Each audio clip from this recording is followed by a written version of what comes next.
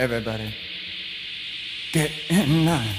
Hello everyone and welcome to this video. Now today I'm going to be taking a look at Talking Heads album. I'm going to be looking at their record Speaking in Tongues. So today I'll just be doing my usual thing, giving a bit of background information about the album, then show you my vinyl copy, and then looking at each of the album songs in detail. So this was the group's 5th album, released on the 1st of June in 1983. It was the anticipated follow-up to Remain in Light from 1980, and in the years between those albums, the bands had been on a short hiatus. David Byrne had made the music for the stage show The Catherine Wheel. Tina Weymouth and Chris France had started a family, as well as made an album with their side project, the Tom Tom Club, which was quite a successful album.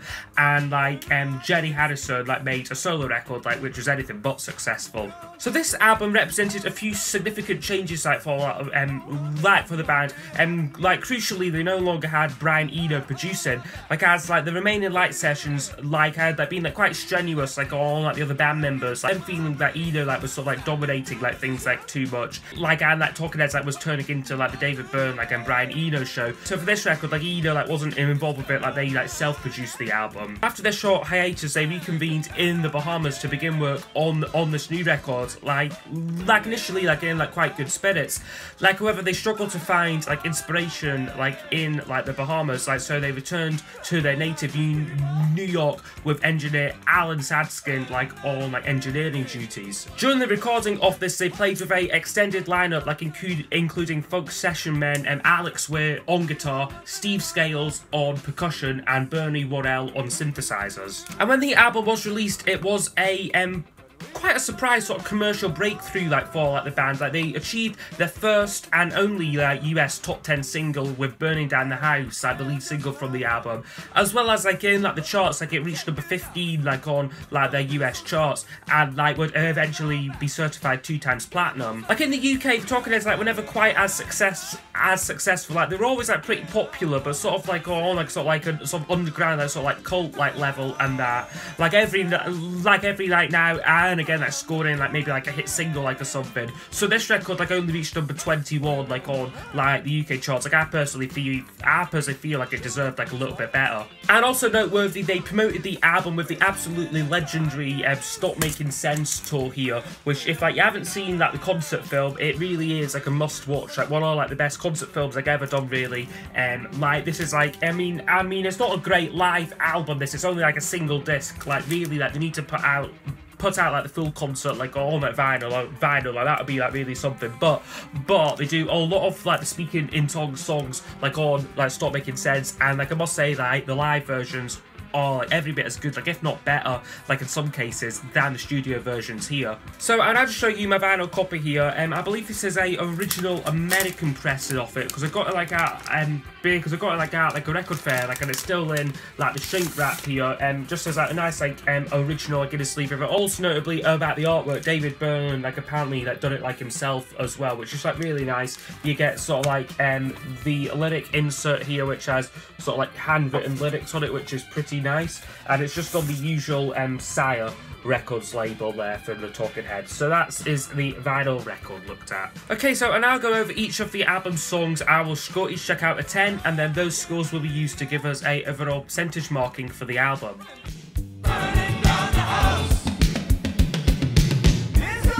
So the album begins with Burning Down the House, which is an absolute classic song. As I said, it's one the Talking Heads most well-known songs. It's just got a great sort of funky feeling throughout the song. The instrumentation's really fantastic throughout it. Also I say it was the biggest American hit, reached number 9 on the charts there, but somehow failed to chart in the UK this single, which is really odd. But yeah, a wonderful song though. I love the instrumentation on it, what else synthesizer playing, as well as Byrne's acoustic guitar. It really just moves the song along. It's a real sort of toe tapper track.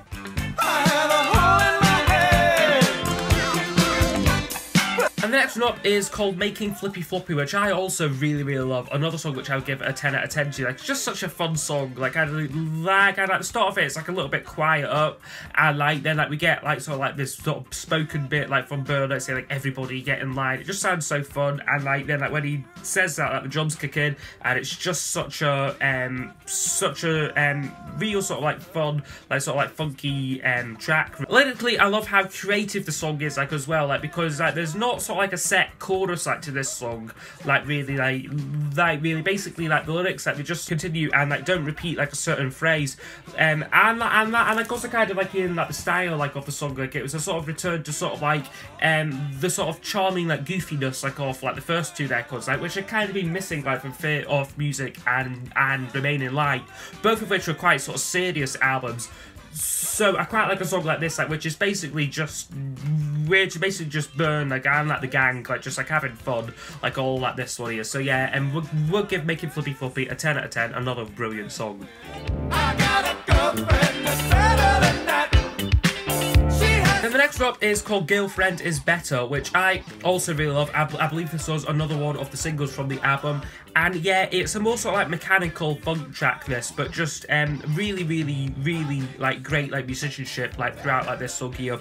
I really love like the lyrics on it as well. They're just really funny, like basically like about like a guy like sort of like bragging like about like his girlfriend, like but like in like this usual sort of like David Byrne like sort of like non-linear way. I really like his vocal delivery like on the song, like plus sort of like the instrumentation, like it's like a little bit like sort of like avant-garde like sort of like synthesizer bits like what like come in and out like off like the song. It just gives it a really like sort of slightly darker sort of like menacing like edge like to it as well. So yeah, another 10 out of 10 there. I mean like also like it's worth noting as well that this is the sort of like edited version, like all the songs like on like the vinyl version like are slightly shorter than their counterparts like on like the CD and like digital versions. Like so like I do personally tend to prefer these vinyl versions because like there's slightly less like baggage like just on like off these songs, because personally like say Girlfriend Is Better like on like the like on the CD like it maybe goes on like a little bit too long, like whereas this one here is only 4 minutes 25, like so it really is like just sort of like perfect length like for me.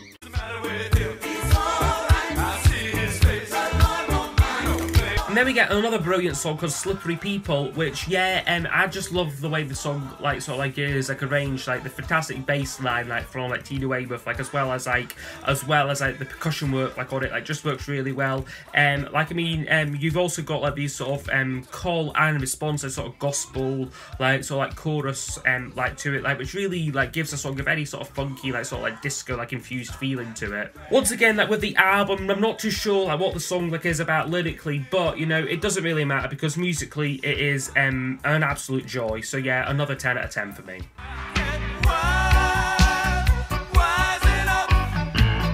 And then closing off side one, we get a song called I Get Wild / Wild Gravity, which is a more sort of slower song, but it's still very strong, this track. It's more sort of like atmospheric, like this one here. Like, I mean, you've got a really sort of strong melody, like on like the chorus, like as well as like some nice like harmony vocals. But you know, like it is maybe one like which is easy like to forget about like on the album. So yeah, I would give it a 8 out of 10 for that one.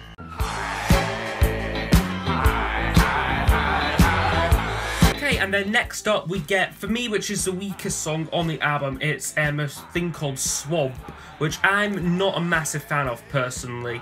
Like I mean, like it's got this sort of bluesy, that sort of like, well, sort of swampy sort of like feeling to it. Byrne puts on this sort of like wacky like voice, like this sort of like really sort of like low, like sort of like American accent kind of like voice like on it, and like the chorus, like the sort of like the high sort of chant bit. Like I mean, it's very catchy, but it's just not really strong lyrically, like not like quite as profound like as some of the other lyrics on the album. So yeah, for me personally, would give a 6 out of 10 to that one.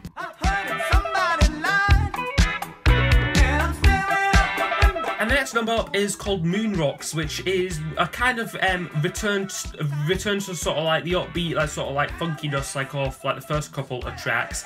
And like, you know, like this is just a really fun song, like basically like about like the wonders like of like space. Like you've got some really lovely like guitar playing on it. Like it just gets you sort of like your foot tapping, like you're moving about this song. You like just a genuinely good, like sort of danceable, like sort of like quirky song there. So we give it a 9 out of 10 for Moon Rocks.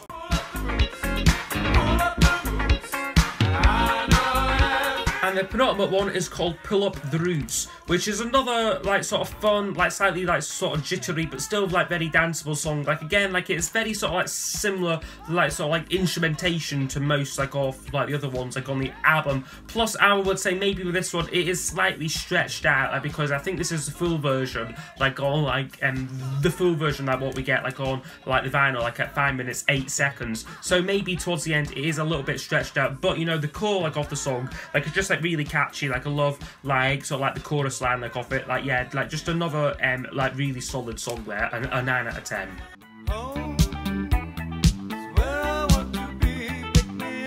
And then we close the album with definitely the best song like on the album, and personally my favourite Talking Heads song. It's This Must Be the Place, Naive Melody, which is a really fantastic song. It's very unique like for the Talking Heads, because it's basically like a love song, this like a sort of collection like of like these sort of like one-line statements like which don't necessarily connect up, but like it sort of reads like as like a sort of poem like about like the overwhelming feeling like of like being like in love. Like I get like a really sort of like romantic feeling from it, like which is very sort of like uncharacteristic like of like Talking Heads. And musically as well, it is quite straightforward. Like apparently like when recording this, like all like the band members like swapped like instruments, so it is like quite a straight drum beat. Like we've just got like the same like 5 chords like repeated like throughout the song.